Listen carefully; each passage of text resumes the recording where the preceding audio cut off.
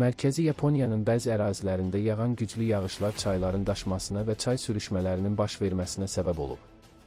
Associated Press-in məlumatına görə, əlverişsiz hava şəraiti Yaponiya Meteorologiya Agentliyinin region üçün ən yüksək səviyyəli xəbərdarlıq elan etməsinə səbəb olub. Yaponiya Meteorologiya Agentliyinin məlumatına görə, Toyama prefekturasının Himi şəhərində son 24 saat ərzində 350 mm-dən çox, Ishikawa prefekturasının Hakui şəhərində isə təxminən 340 mm yağıntı qeydə alınıb.